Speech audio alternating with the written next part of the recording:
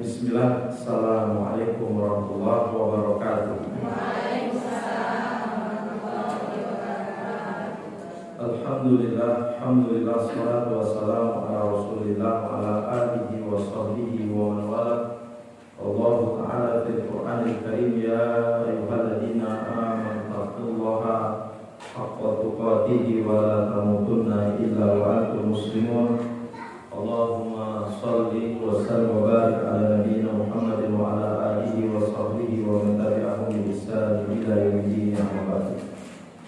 Baik, umatullah Rasulullah, alhamdulillah kita senantiasa memuji dan bersyukur kepada Allah Subhanahu wa taala atas segala nikmat yang Allah anugerahkan kepada kita semuanya, terutama adalah nikmat sehat, nikmat waktu luang.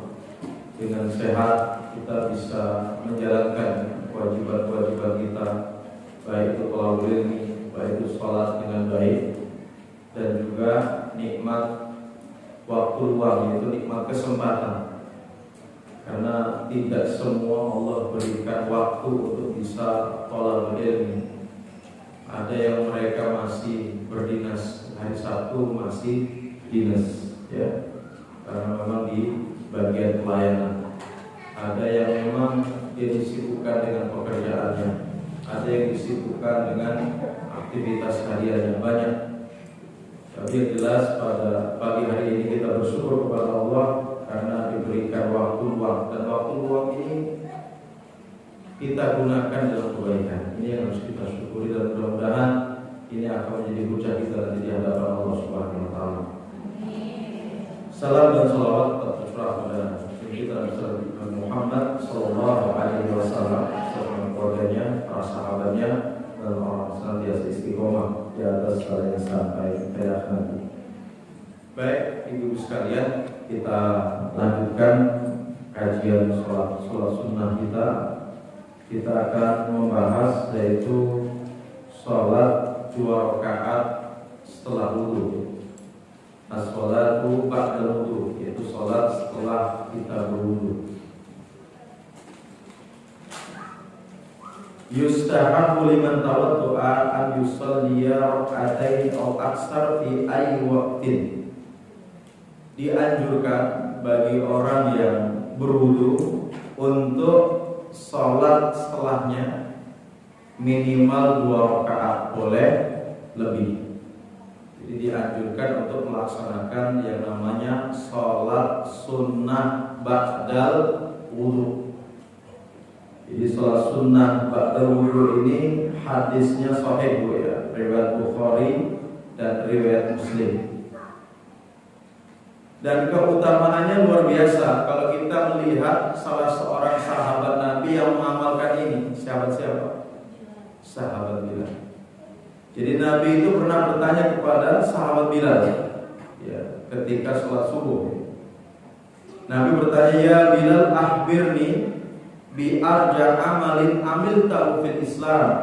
Wahai Bilal, kabarkanlah kepadaku tentang amalan apa yang kamu unggulkan dalam Islam. Jadi amalan unggulan kamu itu apa gitu? Fa inni sami'tu dafana 'alaika baina yadayya fil jannah, karena sungguh saya telah mendengar suara kedua sandal kamu itu di surga. Jadi sandalnya sahabat Bilal itu sudah di mana, Bu? Sudah di surga. Ibu-ibu yang sudah di surga apa ya? Kita ini yang sudah ada di surga apa ya? Karena hakikatnya para penghuni surga itu adalah orang-orang pilihan, orang-orang yang wa ibadur rahman alladzina yamshuna 'alal ardi hauna. Hamba-hamba Allah Ar-Rahman itu jika berjalan di muka bumi itu dengan rendah hati, tidak sombong. Para penghuni surga itu gak sombong. Ini baru punya gelang 2 aja, cincin berapa gram aja sudah. Kalau nelpon sengaja ditampak-tampak. Baru saja punya rumah sudah sombong. Kalau kita sombong tuh malu sama siapa? Nabi Sulaiman. Nabi Sulaiman itu meskipun Allah berikan kekayaan, harta dan macam-macamnya, itu beliau gak sombong. Ya gak sombong. Nabi Sulaiman itu pertama punya pasukan perang yang gagah dan berani, jumlahnya banyak. Yang kedua, istananya sangat tinggi. Untuk melihat istana Nabi Sulaiman itu harus begini. Kalau begini aja gak cukup. Yang ketiga, bisa berbicara dengan hewan. Punya istri berapa? Punya istri berapa Nabi Sulaiman? 100. Masya Allah. Ibu yang gak Masya Allah. Nabi Sulaiman 100. Dan beliau bisa menundukkan bangsa jin. Maka diperintahkan untuk mendatangkan singgasana Ratu Balqis. Sekejap sudah ada di samping. Nah, beliau saat itu sadar, hadza min fadli Rabbi. Ini adalah karunia dari Rabbku. Ini adalah pemberian dari Rabbku untuk mengujiku. Am ashkuru am akfur. Apakah saya menjadi hamba yang bersyukur atau hamba yang kufur? Jadi beliau tetap rendah hati. Setelah itu wa idza khatabahumul jahiluna qalu salama. Penghuni surga itu kalau diomong sama orang-orang jahil dibilangin apa Bu? Cerewet lah, dibilang bakhil lah, yang dibilang sok kaya lah, sok macam-macam.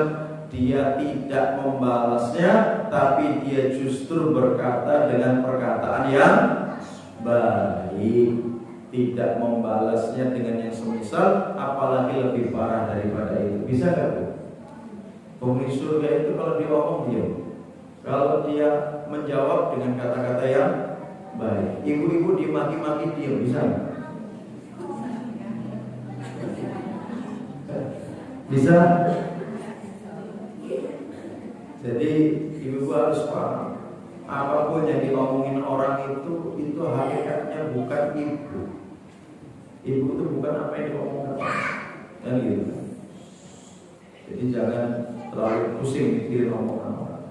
Jadi kayak sahabat Bilal ini mengerjakan suatu amalan yang luar biasa, sehingganya kedua sandal beliau itu sudah di surga. Nah saat itu beliau jawab, ya Rasulullah, tidak ada suatu amalan yang saya unggulkan, melainkan setiap kali saya berwudu, saya wajibkan setelah itu sholat 2 rakaat. Jadi sahabat Bilal itu konsisten, batal langsung wudu, sholat 2 rakaat.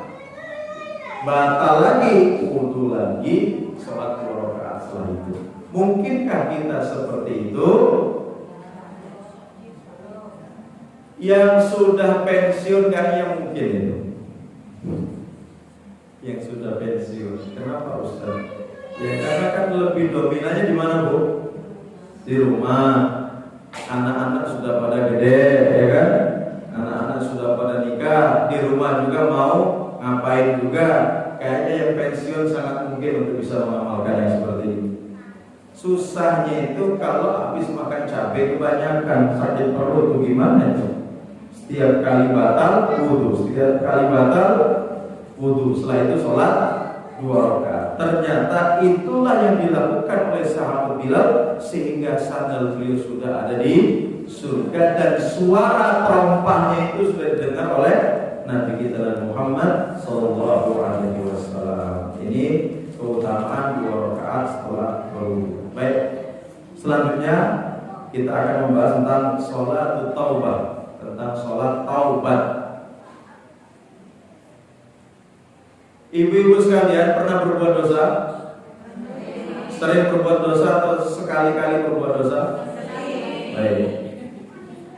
Pertanyaannya, kenapa Allah ciptakan dosa? Hah? Allah kan gak suka sama perbuatan dosa. Kenapa Allah menciptakan dosa?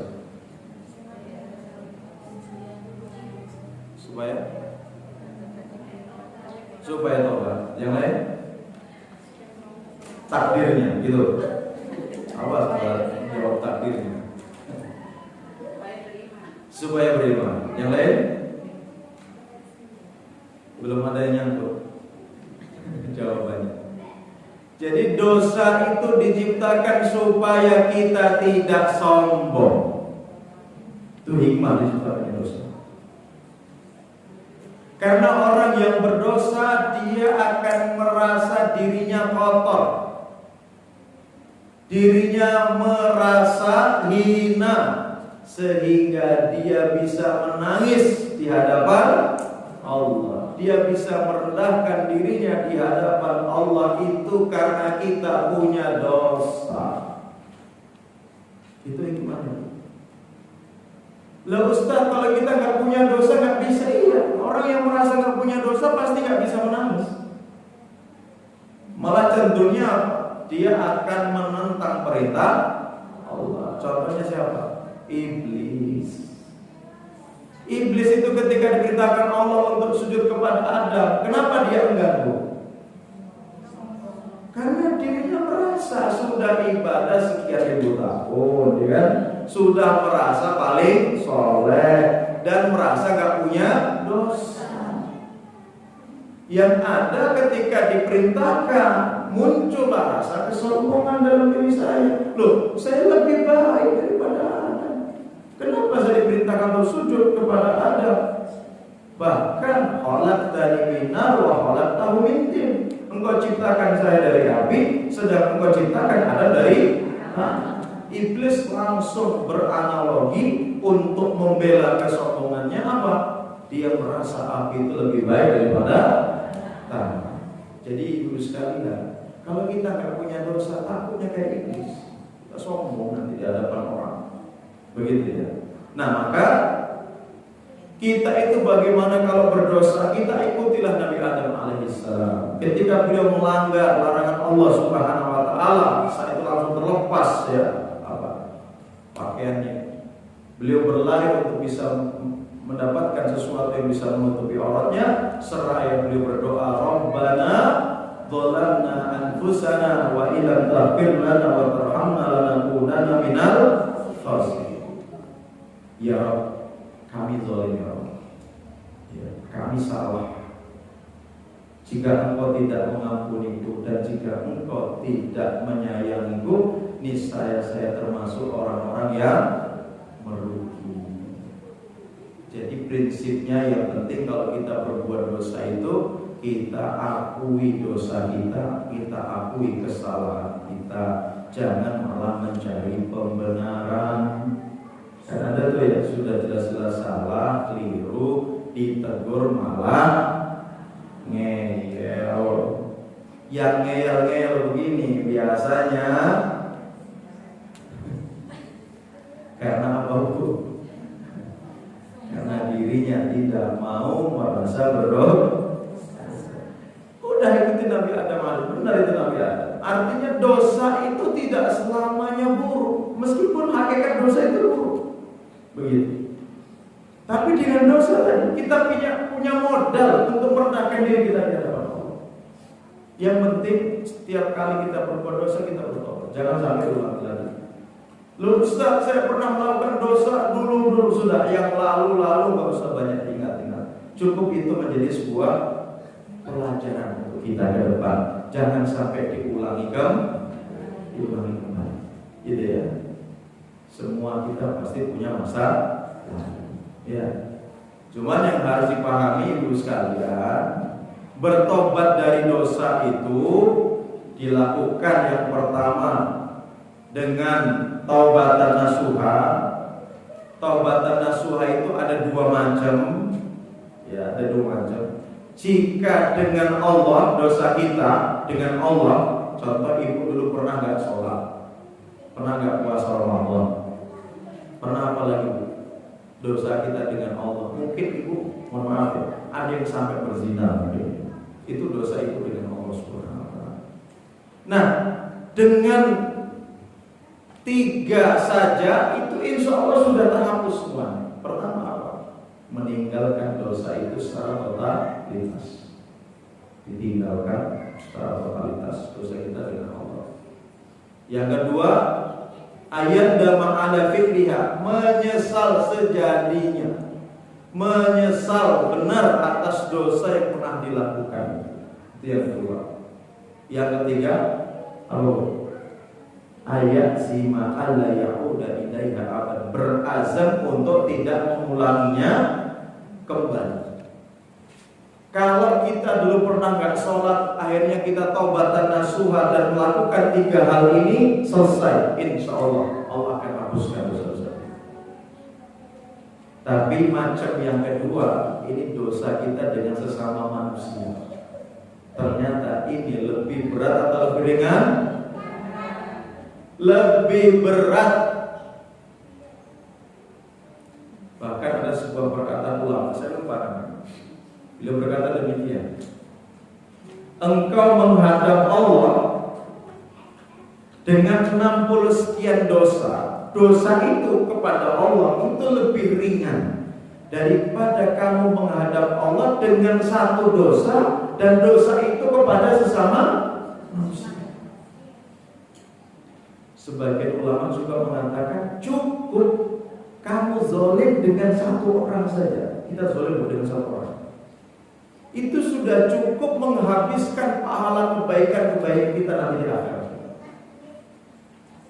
Jadi ibu ini punya tetangga, dia punya saluran air, ibu potong saluran airnya. Jadi semalaman bingung tetangga. Kemudian ibu jatuhkan harga dirinya, ibu fitnah macam-macam, sampai pada tingkatan suaminya direbut misalnya. Ada nggak tetangga ngerebut suami? Ada. Semua ini ada. Kita ceritakan itu bukan bohong, ada. 1 dosa dengan sesama manusia yang kita lakukan itu sudah akan menghabiskan pahala sholat kita, pahala puasa kita, pahala sedekah kita, bahkan pahala taklim kita habis kita berikan untuk dirinya. Gitu ya. Makanya nanti sebelum masuk surga itu ada namanya sebuah tempat namanya Al-Qantarah. Al-Qantarah itu tempat antara surga dan neraka. Ada yang menjelaskan setelah sirat itu nanti ada Al-Qantarah, baru surga setelah sirat. Ada yang menjelaskan memang dia pertengahan, ini neraka, ini surga. Al-Qantarah itu di tengah-tengah. Al-Qantarah ini sebuah tempat di mana Allah akan mengkisos siapa saja yang berbuat kezaliman di dunia dengan sesamanya.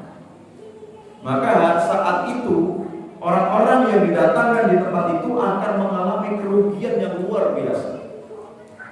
Ya, Nabi pernah bertanya kepada para sahabat, atadruna manil muflis minkum? Tahukah kalian siapakah orang yang bangkrut itu? Para sahabat menjawab, al-muflisu fina man la dirham lahu wa la mata. Ya Rasulullah, orang yang bangkrut menurut kami ya orang nggak punya dirham dan nggak punya barang. Kalau ibu ditanya orang bangkrut itu kayak orang apa bu? Keluar modal banyak, buka usaha, usahanya nggak jalan. Sudah begitu membangkrut bukan? Bangkrut kan? Itu menurut kita. Tapi katakan orang yang bangkrut, kata Nabi, innal muflisa min ummati, orang yang bangkrut dari umatku adalah, dia dengarkan baik-baik, man ya'ti yaumal qiyamati bis shalah, yang dia datang pada hari kiamat dengan membawa pahala sholat. Sholat dia baik, sholatnya bagus.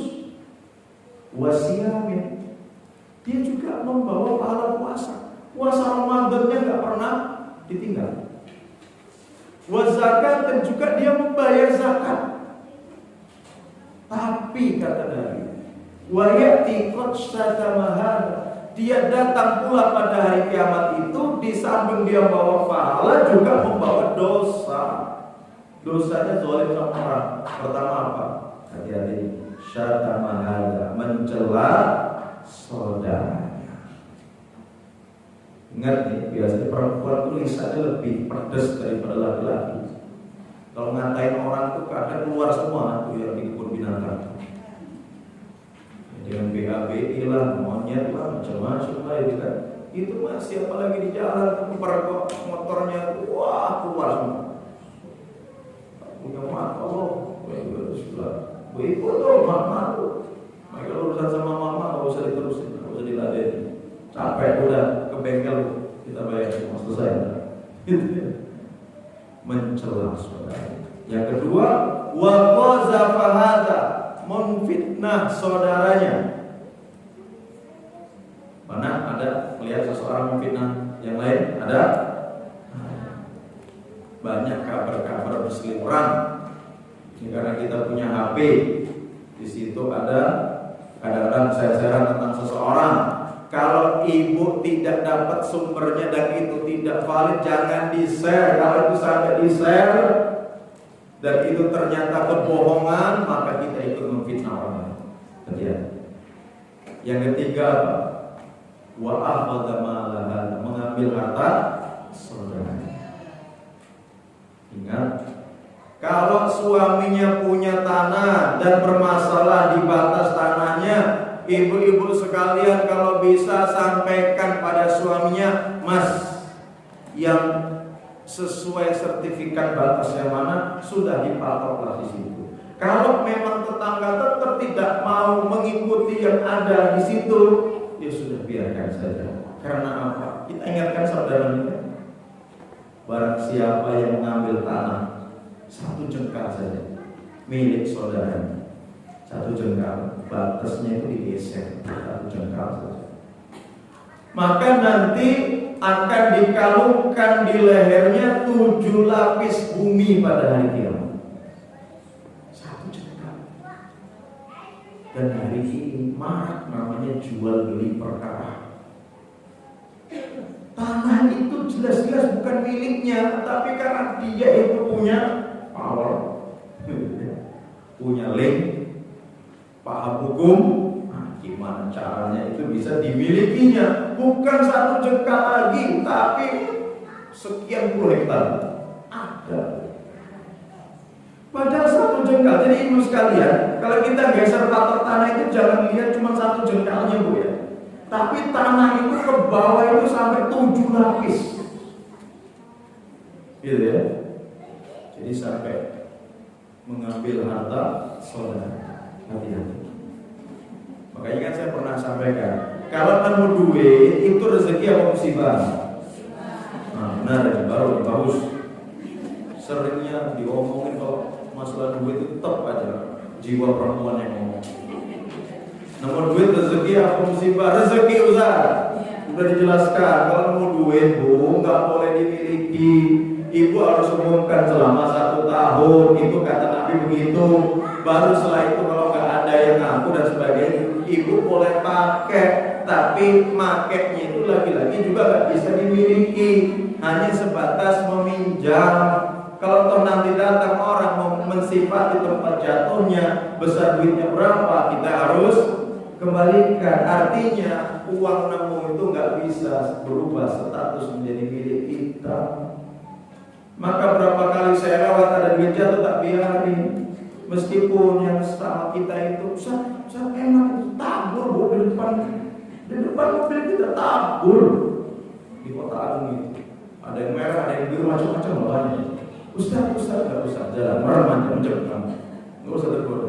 Ustaz, tapi lu tahu yang beli? Aduh, kamu nih. Iya. Pernah 200.000 depan mata. Ya Allah, ya Rabbi, sudah lewat saya. Kalau saya husnudonnya semoga nanti orang yang jatuh tuh duitnya balik ketemu lagi. Kalau kita ambil nggak mungkin ketemu lagi. Ada urusan nanti diambil orang, ya udah urusan orang itu, yang jelas bukan urusan kita. Karena apa? Kalau kita berani mengambilnya, kita harus umumkan selama 1 tahun. Mau nggak Pak umumkan selama 1 tahun itu? Jauh. Oh, banget itu 1 tahun. Mau kita ngurusin 1 tahun. Kan gitu. Jadi pertanyaannya, dapat duit musibah apa? Rezeki? Nah, musibahnya agak berat juga ngomongnya. Jadi mengambil harta saudaranya, apapun itu jangan. Bu, termasuk nih masalah warisan. Kalau ibunya meninggal atau bapaknya meninggal, misal di situ ada uang, misalnya anaknya 4, perempuannya 1, itu ibu, laki lakinya 3, peninggalannya ada 400 juta. Ingat, bagian laki-laki itu 2 kali dari bagian perempuan. Kalau laki-laki dapat 2, perempuan dapat 1, intinya begitu. Kalau ibu ngotot, pokoknya harus sama. Nah, ibu sudah zalim. Ibu sudah mengambil harta orang lain. Meskipun begitu harta bapak ibu tidak. Tapi ibu mendapatkan dengan cara yang tidak benar. Udah kembalikan kepada laki-laki. Itu seperti itu. Nah, gimana bu? Terima apa tidak? Terima Ustaz, orang warisannya cuma 30.000. Ya sudah. Kalau warisannya 3 miliar, mikir-mikir juga kan? Mikir-mikir juga. Nah itulah kadang-kadang kita ini lupa kalau sudah berbicara kadang kalau sudah bagi warisan nggak adil, bisa ngasah lolok adik kakak. Coba bayangkan itu kalau sudah dihadapkan dengan Ibu bukan begitu juga kan? Mabuk, soknya ngambuk. Kira suami yang buka dompet ini belanja 1 bulan, wah 10 juta dia. Langsung nggak jadi ngambuk ya Bu ya. Kenapa sih Bu bisa berubah begitu? Hah? Manusiawi atau apa ya? Kalau laki-laki itu kalau nggak marah kan marah gitu. Sudah dia sampai marah dia. Tapi kalau perempuan kayaknya kalau digambarin dikasih merah-merah langsung berubah. Jadi sampai mengambil harta saudaranya. Maka perlu diingat juga, ibu-ibu pernah nggak pinjam pulpen temannya dan nggak balik? Nah, gitu. Mau dia lupa ya sama aja kan dengan ibu. Termasuk itu mengambil harta saudaranya. Hati-hati itu ada kisah juga. Ya ada kisah juga. Yang pernah pinjam jalan tol punya kawannya. Makanya jangan minjem-minjem dan minta aja. Udah agak mukanya agak bertembok dulu aja. Dan kadang-kadang kan kita ini terbawa enak gak enak mau minta gitu kan. Akhirnya pakai bahasa basi. Nah, bahasa basi ini ternyata bahaya. Inginnya kita itu minta tapi bahasanya minjem. Allah melihatnya bukan apa yang kita inginkan, tapi kan bahasa kalimatnya minjem, orang terimanya minjem, ya harus dikembalikan. Yang begitu. Ibu-ibu sering ya kalau pulang pengajian itu berarti di ya tempat esan gitulah, es apa, jus apa gitu. Nah biasanya ada tuh yang modus nggak bawa dompet, tolong bayarin dulu ya, gitu kan. Nah, bayarin dulu kan. Bayarin dulu itu hutang apa? Minta? Hutang, aku harus kembalikan. Meskipun cuma 6.000, 7.000 harus kembalikan, kan gitu. Nah, jadi bahasa-bahasa minta-minta itu catatannya hutang gitu ya. Kalau masalah korupsi gorengan ketika sekolah kayaknya kalau ibu enggak lah ya, masa anak cewek juga korupsi gorengan ya. Kalau laki-laki banyak Bu, pelaku darmaji itu dahar 5 bayar siji itu kan banyak. Kalau laki-laki mungkin, tapi kalau ibu-ibu kayaknya enggak lah ya. Jadi kalau yang pernah korupsi gorengan ya harus cari ibu kantinnya. Karena itu enggak selesai Bu dengan kita ya Allah ampuni dosaku ya Allah, enggak selesai. Harus dikembalikan. Jadi kalau dosa dengan Allah kan tadi 3 ya. Syaratnya 3 tadi. Nah kalau dosa dengan sesama manusia, kalau itu bentuknya harta harus dikembalikan. Ustaz aku ambil cabai tangan Ustaz, pas makan bakwan gak ada cabainya. Di halaman tetangga itu ada cabai, saya petik. Ya, itu harus kembalikan itu. Apalagi ayam tetangga masuk rumah bukan disuruh keluar, malah tutup pintunya lagi, disembelih lagi. Itu harus kembalikan. Terus gimana kembali? Dia datang, ibu ingat ayam yang jago begini. Oh iya, itu saya beli mahal jauh-jauh dari Wonogiri. Kurang ajar itu, siapa yang maling itu? Bu, nggak usah diteruskan Bu. Saya yang ngambil Bu. Sekarang mau minta berapa gantinya saya ganti. Oh kamu tuh, tak doain yang macam-macam kamu tuh dari dulu. Udah nggak usah diteruskan. Kalau ibu minta 1 juta, saya kembalikan 1 juta. Yang penting urusan kita selesai. Ya gitu ya. Makanya untuk masuk surga itu apa? Kalau bahasa kita sebenarnya pesimis gitu ya. Tapi kita optimis bahwasanya Allah itu Ar-Rahman Ar-Rahim, memiliki jiwa penyayang kepada hamba-hamba. Makanya ada seseorang itu yang dia lam ya'mal khairan qattu. Ada seseorang itu belum pernah berbuat kebaikan sama sekali. Dia berpesan, ini kisahkan oleh Nabi kita. Dia berpesan kepada anaknya, wahai anakku, jika saya nanti mati, tolong bakar tubuh bapakmu. Karena saya memiliki dosa yang sangat banyak. Semoga Allah tidak mampu mengumpulkan jasad. Setelah meninggal benar sama anak-anaknya, wasiat dilaksanakan. Setelah dibakar, rambutnya jadi 2, separuhnya ditaruh di atas lautan, separuhnya ditaruh di atas darat. Setelah itu Allah memerintahkan lautan untuk mengumpulkan serpihan abu tadi itu, dan memerintahkan daratan untuk mengumpulkan serpihan abu itu. Kemudian diwujudkan lagi orang tadi itu. Kemudian Allah bertanya, wahai hambaku, kenapa kamu berwasiat seperti itu? Apa jawabannya?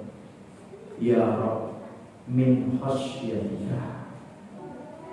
Saya ya Rabb, saya belum pernah beramal kebajikan sama sekali. Dosa-dosa saya sangat banyak. Saya takut kepadamu ya Rabb, Engkau akan menyiksaku. Dan itu usaha saya lari dari siksamu. Tapi saya yakin Engkau mampu menyiksaku dan mengumpulkan jasadku. Maka karena itulah saya perintahkan itu, wahai Tuhanku. Nah setelah itu karena Allah mendengar ketulusan dari hambanya tadi, Allah ampuni dosa seorang itu. Ya, jadi intinya apa? Kita jujur sama Allah. Ya, kita tulus. Bahkan bila perlu cari waktu kita untuk berkhulwat kepada Allah, berdua-dua dengan Allah. Udah adukan semua yang kita rasakan, yang kita hari ini kita punya dosa, kita sampaikan kepada Allah, minta ampun semuanya. Minta petunjuk untuk lebih bisa beramal saleh. Ya, minta petunjuk supaya bisa sholat dengan khusyuk, bisa lebih cinta kepada Al-Quran daripada kepada HP. Minta dikumpulkan dengan orang-orang yang baik, yang salehah, bukan malah dikumpulkan di lingkungan yang tidak baik. Itu kita minta sama Allah Subhanahu wa taala dengan ketulusan kita, dengan kejujuran kita, insyaallah ya. Mudah-mudahan itu semuanya akan menjadi asbab kita akan diampuni seluruh dosa-dosa kita, dan Allah wafatkan kita dalam keadaan husnul khatimah insyaallah. Jadi usaha, tapi paling tidak begini ibu sekalian, saya pesankan kepada ibu mau begini, ini bukan sebuah kebetulan saya yakin betul ini atas ketetapan Allah, karena tidak ada sesuatu terjadi dengan secara kebetulan, itu tidak ada gitu ya. Dan yang harus disyukuri apa? Ibu ditetapkan untuk mau belajar agama. Dengan itu semuanya paham hukuman, paham al-haram, paham mana yang hak, mana yang batil, begitu. Makanya ketika kita berbicara thalabul ilmi atau majelis ilmu, itu kan sebuah kebaikan. Bahkan Nabi bersabda, "Man yuridillahu bihi khairan yufaqihu fiddin." Barang siapa yang Allah kehendaki kebaikan darinya, maka Allah akan faqihkan orang tersebut dalam urusan agama. Ini saya yakin Bu, kalau ibu istiqomah, ini jalan-jalan ibu yang sudah jelas, insya Allah mau ke surga gitu kan. Cuma ibu harus bertahan, ibu harus sabar dengan majelis-majelis seperti ini. Karena ada orang taklim itu kan cuma sekali, nggak cocok Ustaz, sudah nggak pernah ikut kajian lagi ya. Ada lagi yang karena apa?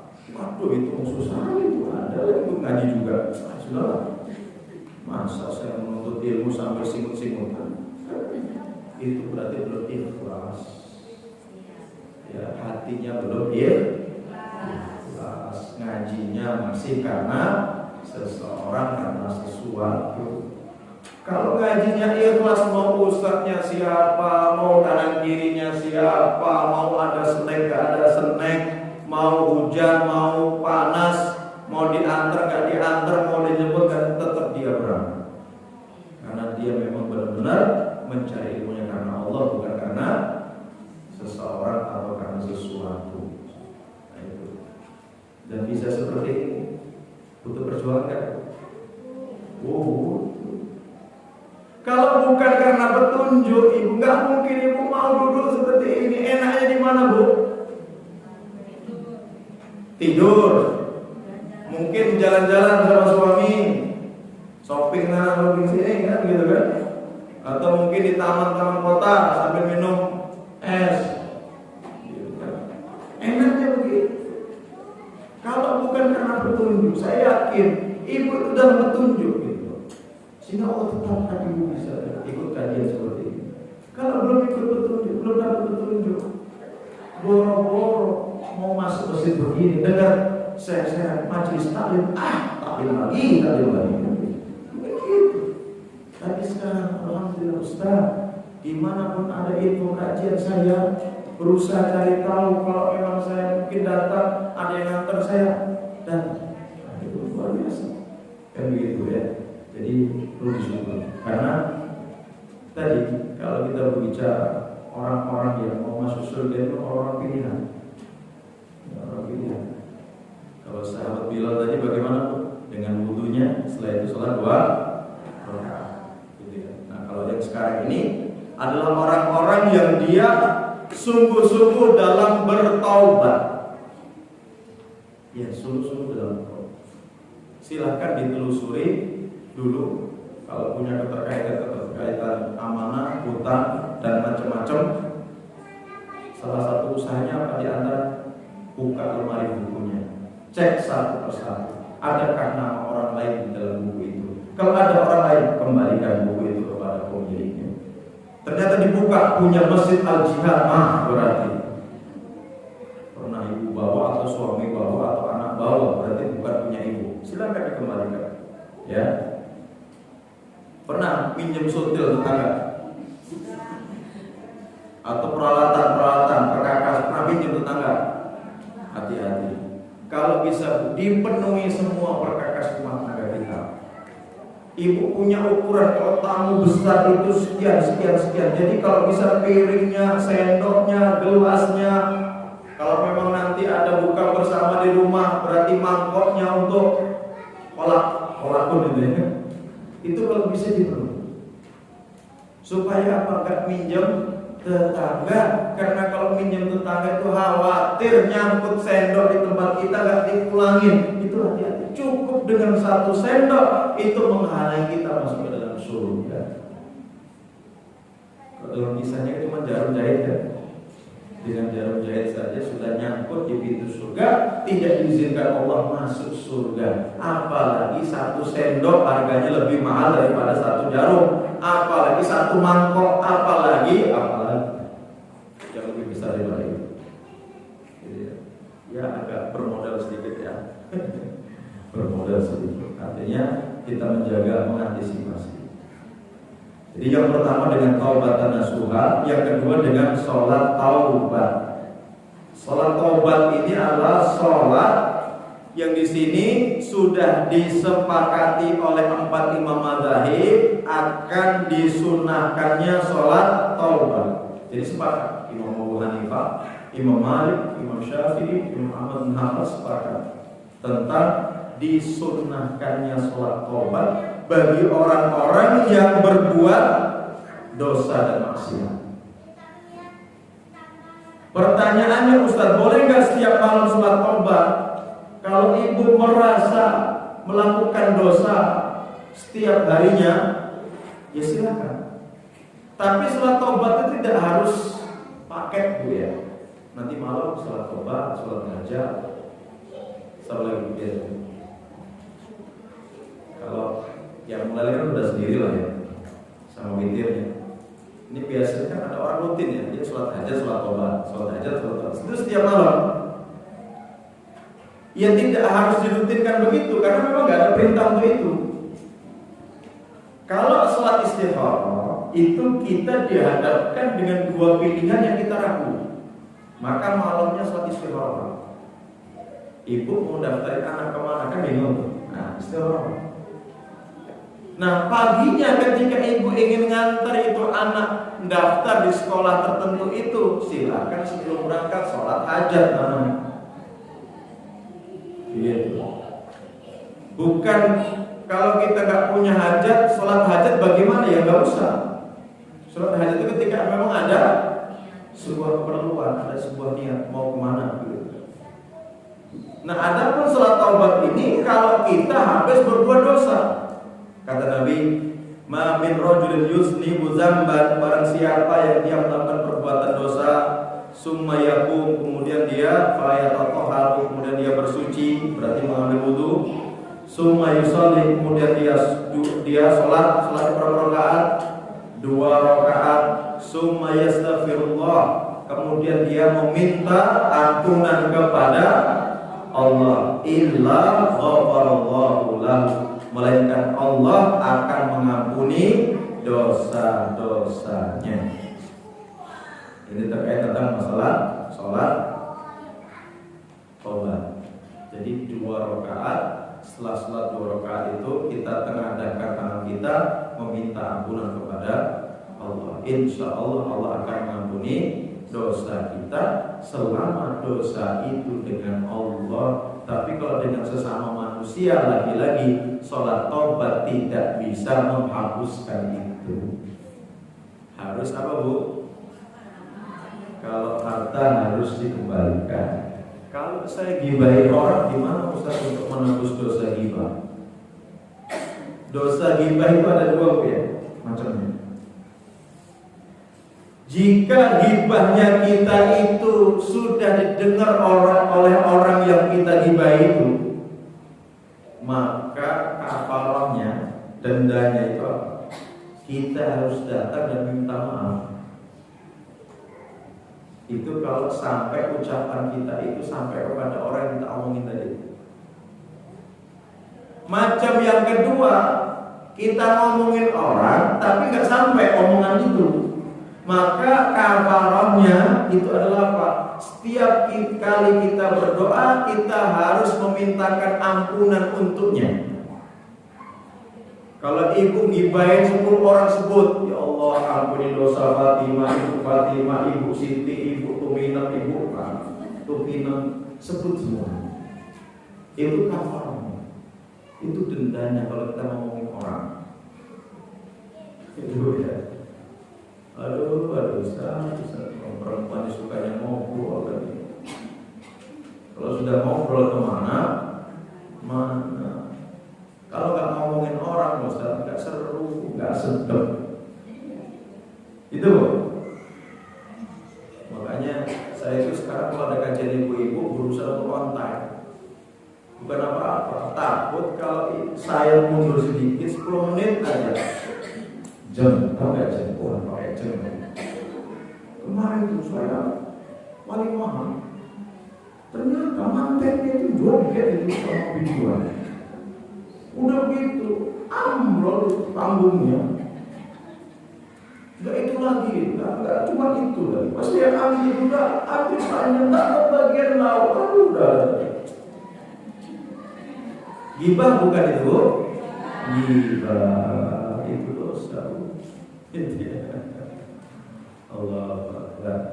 Betapa mudah kita cerita-cerita yang seperti itu. Padahal dosanya tidak akan diampuni kecuali kita dimaafkan sama orang yang tadi baik, kalau ucapan itu sampai kepada orang.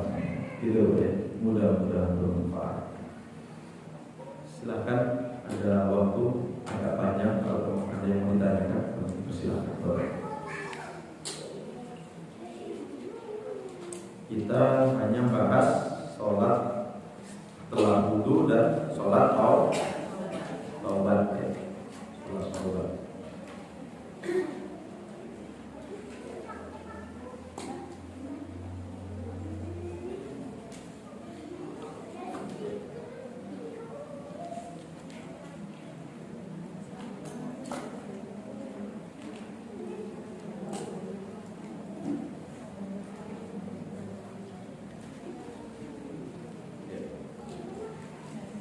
Kok sudah banyak ya? Kayak kalau kita ngisi di kota bumi, baru selesai sudah numpuk, waduh.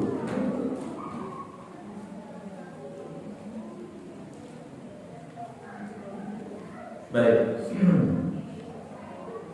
Bagaimana kalau ahli warisnya perempuan?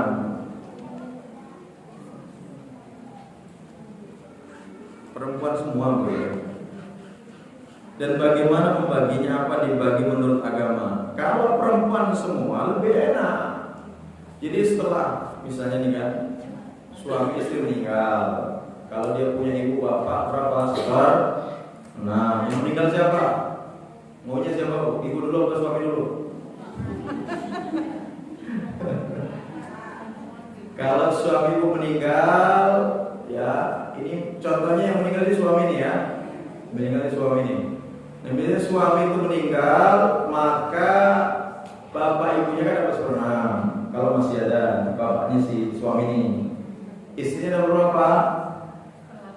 1/8. Kalau punya anak, ya kan? 1/8. Ingat,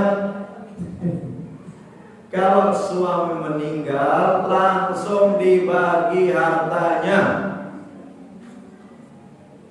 Kenapa demikian? Kalau tidak yang ada nanti zalim, ya enggak? Contohnya, istri 1/8, bapak ibu tadi 1/6, sisanya itu siapa? Anaknya. Itu harta milik anaknya. Jadi ketika suami istri, suami meninggal, nanti dipisah hartanya, punya istri mana, punya suami mana. Yang murni punya suami langsung harus dibagi. Kalau nggak begitu bagaimana? Ya akan terjadi begini. Ini istrinya masih muda. Contoh nih. Nikah lagi nggak kira-kira kalau masih muda? Nikah lagi. Jarangnya setia. Ya, setia itu setiap tikungan ada kan? Nah, kalau belum dibagi, mau nggak mau harta suami dipegang siapa? Istri. Kemudian istri tadi nggak tahu nyaman nikah lagi karena harta suaminya banyak, karena kaya raya, sudah ya dia nikah mudah kan. Kalau kaya juga kan, janda kaya nikah lagi kan begitu. Nah ternyata qadarullah suaminya kere, oke, miskin, malah kerjaannya main judi, diporotin semua nih hartanya. Ujung-ujungnya yang harusnya untuk anak nggak dapat itu anak karena dihabiskan sama suami sambungnya. Itu seperti itu. Jadi memang Islam itu luar biasa. Kenapa ada kematian, ada pembagian waris, itu seperti itu. Bukan kita hitung-hitungan, masa sih begitu amat? Ya sudah nanti dikelola sama istri, bukan begitu. Ya kalau istri nggak nikah lagi aman bu. Coba kalau nikah lagi. Juga sebaliknya, istrinya nikah, punya tanah warisan orang tuanya 5 hektar sawit misalnya kan, punya juga perhiasan sampai 500 gram, ada punya 2 kilo. Ibu-ibu kemarin konsultasi, Ustaz saya punya 500 gram tuh. Ya, artinya kalau dia meninggal dunia, ini juga harus dibagi sesuai dengan hitungan waris.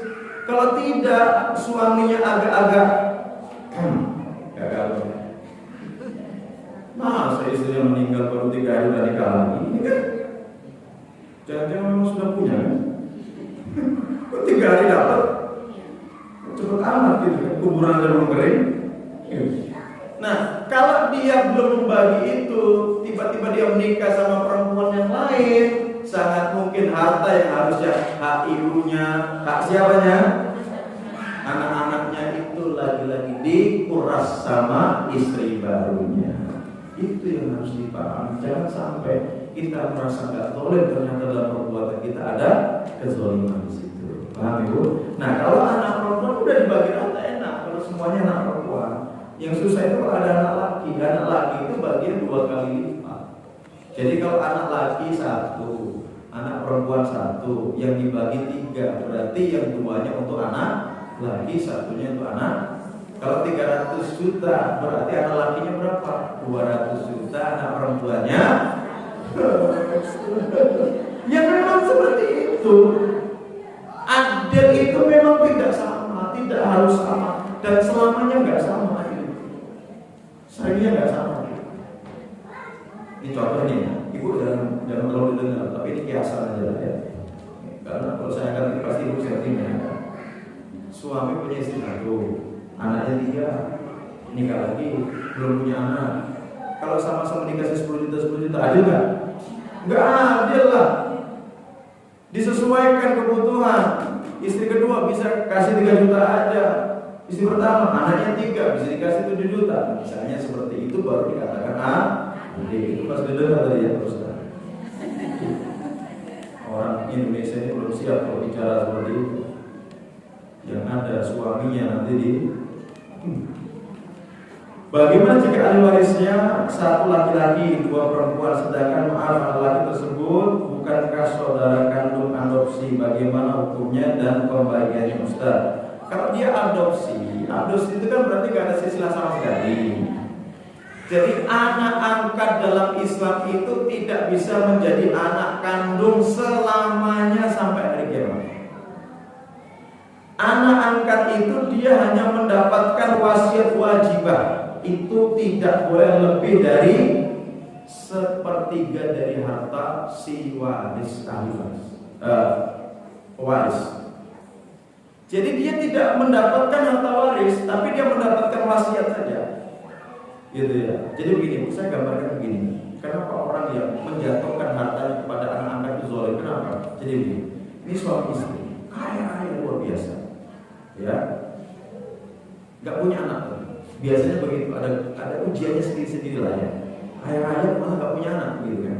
Nah, dia angkatlah anak. Ya, dari kecil. Oke lah dari kecil ya. Nah, kemudian orang tua meninggal. Biasanya itu semua hartanya dilarikan kepada anak angkat ini. Zalim. Kenapa zalim? Karena yang punya jasa kepada dia itu bukan anak angkat loh. Siapa yang punya jasa? Bapak ibunya pertama dan pas berenang tadi. Ya kan? Siapa lagi? Adik beradik kandung dong.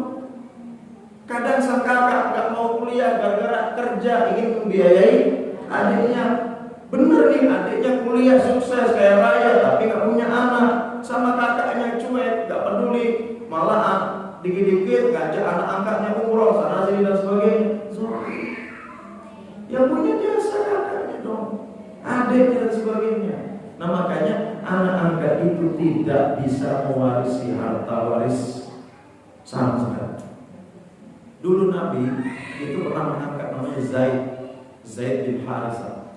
Itu budak yang dibeli di pasar oleh Bunda Khadijah dijadikan pembantu beliau. Nah saat itu beliau angkat menjadi anak. Bahkan sempat dirubah Zaid bin Muhammad. Turun surat Al-Ahzab itu, maka Muhammad aba ahadi min rijalikum. Bukan Muhammad itu bapak dari anak laki-laki di antara kalian, tapi Muhammad itu adalah utusan Allah dan penutup para nabi. Dari situ Nabi rubah lagi, bukan Zaid bin Muhammad, Zaid bin Harisah. Gak bisa. Maka barang siapa yang menisbahkan nasabnya bukan kepada bapaknya, maka haram baginya surga. Anak angkatnya dirubah akte kelahiran, dirubah kakaknya menjadi misalnya anaknya Ahmad, namanya Faiz di bapaknya. Padahal itu bapak sambung Ahmad bin Faiz. Haram bagi saya masuk surga. Nggak boleh merubah nasab, itu nggak boleh. Meskipun mengadopsi nggak boleh. Secara hukum tidak boleh. Termasuk ibu jangan ikut-ikutan ya orang tenar-tenar itu ngasih nama suami di belakang istri. Ibu punya bapak sendiri, ngapain gak punya bapak sendiri yang dipegang, yang ditampilkan? Kenapa nama suami? Suami itu bukan bapak, bukan nasabnya kita. Ya gitu kan? Ani, gitu kan? Ani siapa? Dan seterusnya. Tim Soeharto gitu kan. Baik. Apabila suami punya hutang, apakah wajib istri untuk membayarnya juga? Jawabannya tidak. Tapi kalau ibu ingin membantu suami, itu sebuah kebaikan. Gitu ya Bu ya. Sebenarnya seperti itu secara hukumnya. Kok ibu maksud Bu? Terlebih suami hutangnya nggak jelas. Gitu. Kalau hutangnya jelas untuk anak, semuanya berarti kan ibu tetap bagaimana ikut membayar. Yang saya katakan tadi ini kan biasa suami hutang ini banyak nggak jelas. Untuk main judi. Jika ada seseorang melakukan dosa dan dia berusaha menutupi dosa tersebut, apakah di akhir kelak Allah juga akan menutupi segala aib-aibnya? Bu, memang benar. Orang yang berbuat dosa itu cukup dia diam dan dia sesali dosa itu dan dia nggak boleh ceritakan sama orang lain. Itu prinsip orang berbuat dosa itu memang begitu.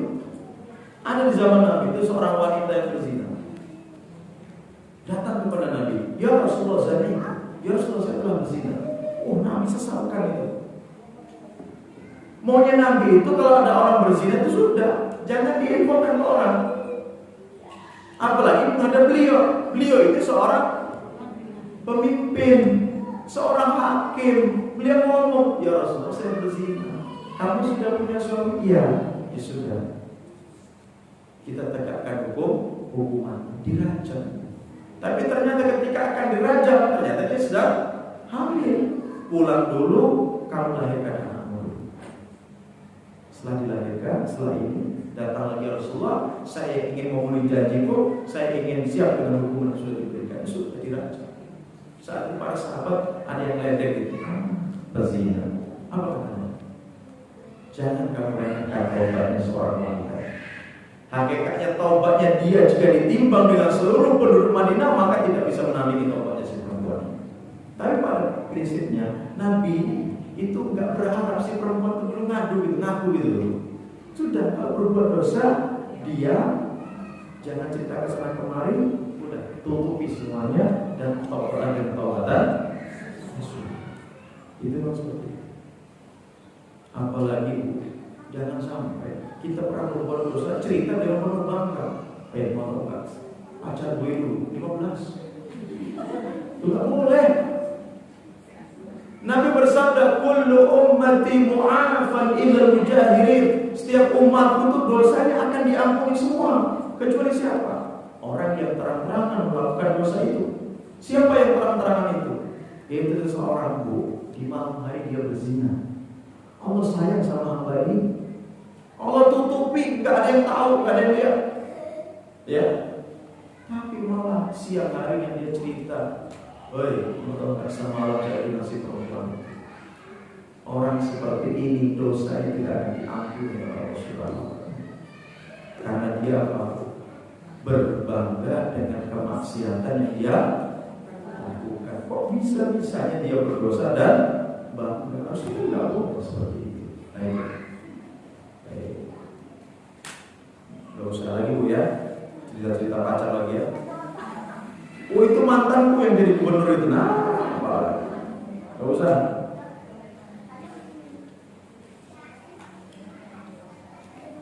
Bagaimana cara membedakan antara jawaban dan ujian selama sholat istikharah? Jika muncul keraguan apakah itu hanya was-was syaitan? Jadi begini, kalau kita sudah istikharah, dengan sendirinya Allah akan memilihkan yang terbaik untuk kita. Mau muncul dalam mimpi apa tidak, mau ada semacam firasat apa tidak, tapi langkah kita itu sudah digerakkan sama Allah. Itu istikharah itu. Dan tidak dibenarkan jawaban istikharah dalam mimpi itu tidak dibenarkan.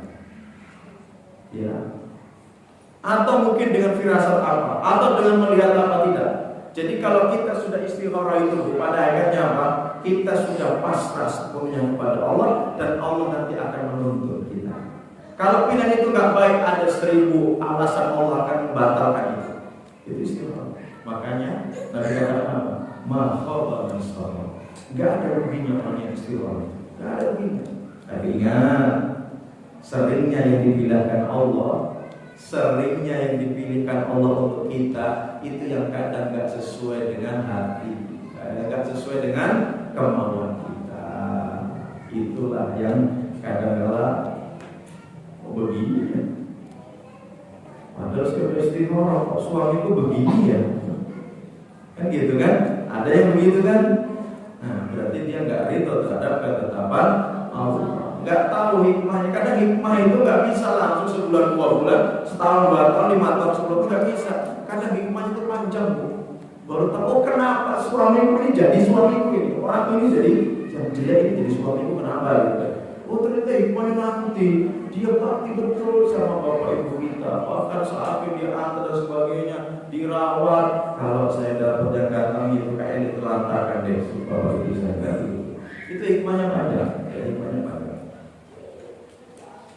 Apakah betul jika saya selesai di waktu asar, apakah wajib mengqadha salat zuhur juga? Jawabannya iya, karena itu masih satu waktu. Jadi ibu yang bersih di waktu asar, nanti ibu zuhur dulu baru asar. Begitu. Begitupun maghrib dengan isya. Ibu selesainya isya, maka tetap salat maghrib dilaksanakan. Bagaimana cara mengqadhanya? Bukan mengqadhanya ya. Jadi ketika waktu isya itu bersih, ibu mandi, setelah itu ibu maghrib dulu, setelah itu isya. Sudah begitu. Termasuk saya bisa mengatakan, contoh nih, ada zuhur, ibu dalam kondisi suci, karena ibu lagi ada urusan buat kue belum selesai, sering buat kue kan? Akhirnya ibu terlambat 15 menit dari sholat dari asar tadi. 15 menit ibu baru mau wudu. Pas mau wudu, waduh, datang ya tamu. Padahal posisi adzan tadi ibu dalam kondisi suci. Nah maka itu ada perintah dari Syekh Utsaimin rahimahullah untuk ketika nanti bersih sempatkan sholat maghrib, sholat zuhur tadi. Sempatkan untuk sholat zuhur yang pernah tertinggal satu tadi. Ya. Pernah begitu ya? Pernah? Belum sholat, udah datang gitu loh. Lalu sudah masuk waktu sholat.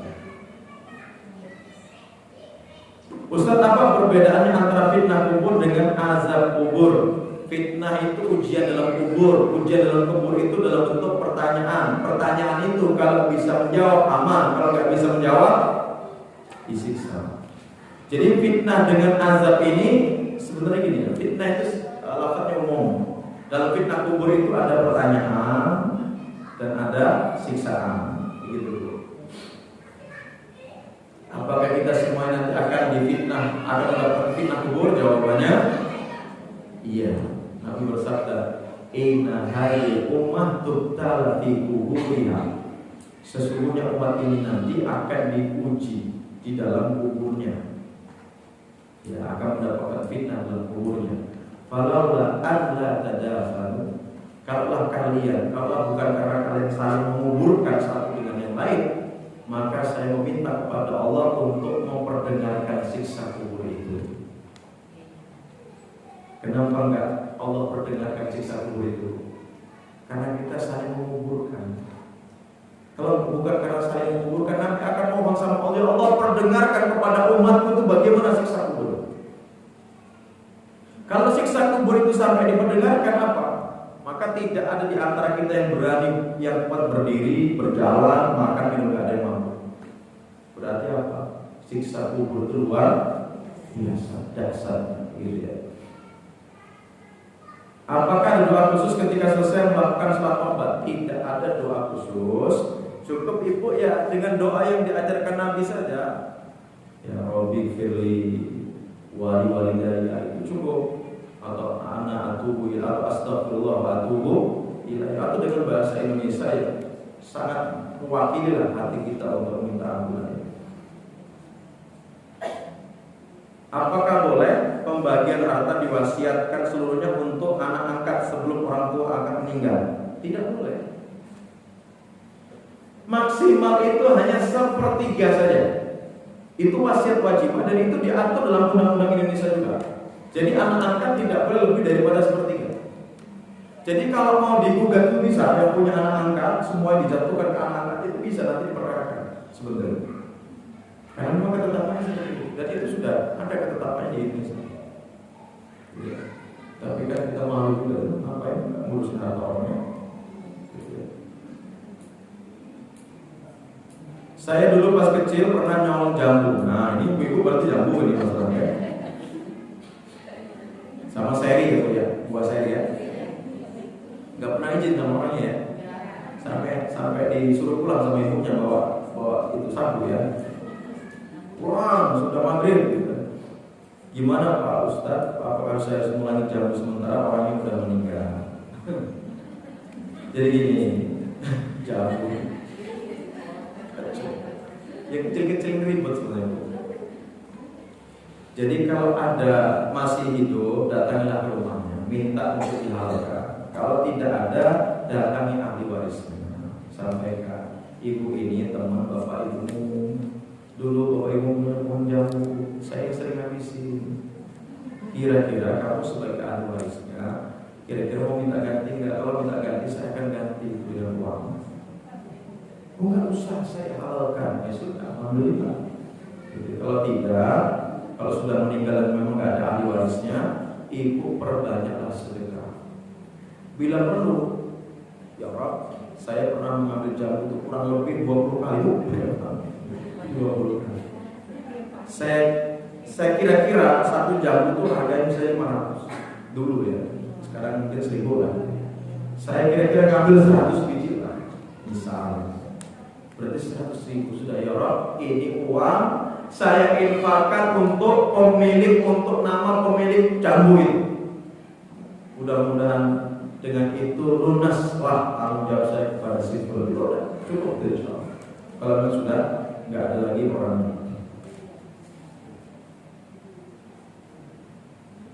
Apa hukum meminjamkan uangnya, tapi yang ditagih lebih galak dan sudah sampai lelah menagihnya, bagaimana hukumnya? Bapak Ibu sekalian, saya itu dihadapkan dengan kondisi kita dibohongi oleh penjual tanah itu. Saya dan kawan-kawan itu ada nilai sekitar 800 juta. Sampai hari ini kita belum dapat tanah. Ya. Karena kita tanya, karena suami istrinya ternyata meninggal dunia yang ngurusin tanah. Istrinya Januari, suaminya Maret, cocokkan. Tanah belum selesai, urusan sertifikat macam-macam. Kita datangi anaknya untuk melanjutkan jual beli itu. Anak itu udah lulusan S1, udah S1 gitu. Malah dia jawab, itu bukan urusan saya, Ustaz, itu urusan bapak ibu saya. Saya Bu, kalau nggak ingat di rumah orang, tak monjok itu orang itu.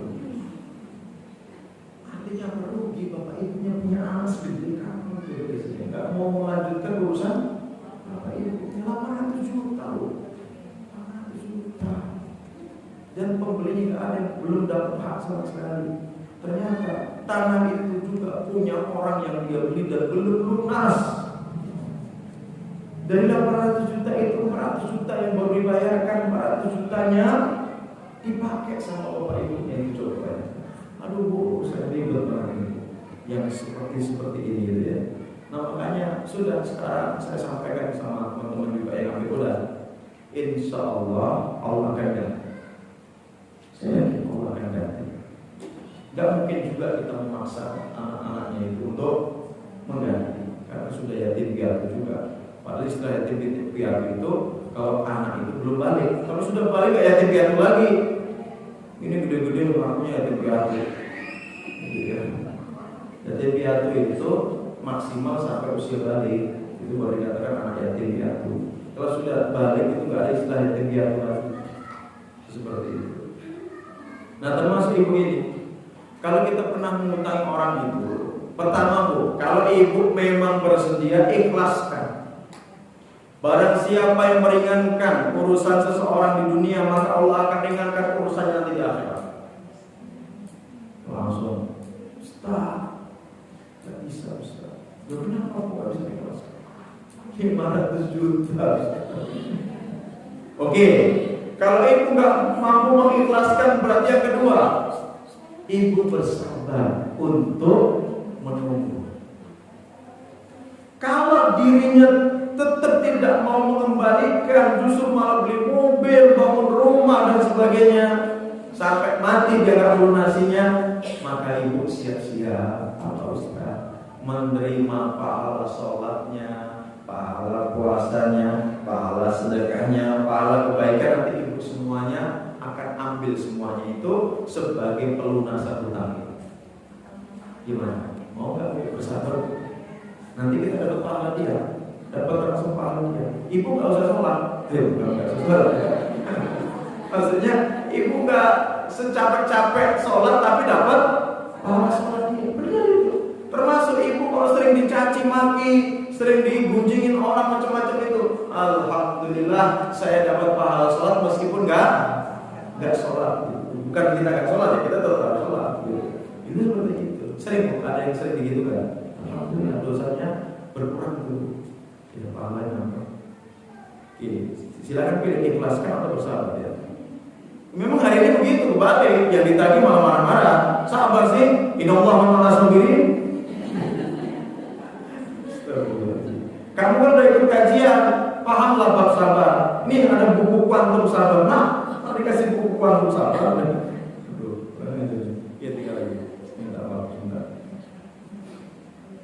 Jika wanita sholat rumah, apakah harus menunggu sampai iqamah di masjid terdekat atau setelah adzan boleh langsung melaksanakan sholat? Kenapa hal ini berlaku juga di hari Jumat karena ada kebiasaan wanita melaksanakan sholat zuhur dia. Jadi ibu sekalian, ketika adzan berkumandang, adabnya ditunggu dulu sampai selesai adzannya. Setelah selesai adzan kan ibu diberitahu untuk membaca doa itu kan, utamanya luar biasa untuk mendapatkan syafaat. Setelah itu boleh ibu langsung sholat. Karena ibu kan sholat di rumah, tidak mengikuti hukum-hukum yang ada di masjid. Sholat Jumat bagaimana? Sama. Sholat juga Jumat juga sama. Ibu kan bukan sholat Jumat, sholat zuhur. Jadi ibu kapan sudah azan sudah boleh sholat, tidak harus menunggu sholat Jumatnya para suami. Bagaimana jika datang waktu sholat misal saat isya, waktu kita tidak langsung melaksanakan sampai waktu iqamah, setelah iqamah berniat mengambil wudu, qadarullah ternyata keluar air. Pertanyaannya apakah disebut wajib mengqadha? Tadi Bu, qadha nanti setelah suci. Setelah suci diqadha. Kan cuma satu sholat kan, bisa aja 4 rakaat. Kamu setelah wudu, kalau setelah sholat wudu anak batal. Kalau setelah sholat wudu batal. Kemudian anak ingin membaca Al-Quran, apakah boleh langsung membacanya atau diharuskan wudu lagi? Berwudu sebelum membaca Quran itu bukan kewajiban, bukan rukun, tapi dia hanya masuk dalam bab adab. Kalau ibu mau wudu lagi itu memang yang dianjurkan. Tapi kalau ibu tidak berwudu lagi juga tidak masalah. Karena kita mau wudu tidak harus bersuci. Paham Bu ya? Jadi itu hanya adab saya. Mudah-mudahan bermanfaat. Jadi bukan berarti begini, kalau nggak berwudu nggak boleh baca Quran, salah. Boleh, kita nggak berwudu baca Quran boleh, gitu ya. Tapi yang jelas jangan sampai dalam kondisi kita sedang berhadas besar, gitu aja kan. Tapi kalau berwudu terlebih dahulu itu yang lebih mungkin demikian Bu sekalian. Karena kita pada pagi hari ini mudah-mudahan bermanfaat. Mari kita tutup kajian kita dengan ucapan dan doa kafaratul. Alhamdulillahirabbil alamin. Subhanallahumma wa bihamdika asyhadu an la ilaha illa anta astaghfiruka wa atubu ilaik. Wassalamualaikum warahmatullahi wabarakatuh.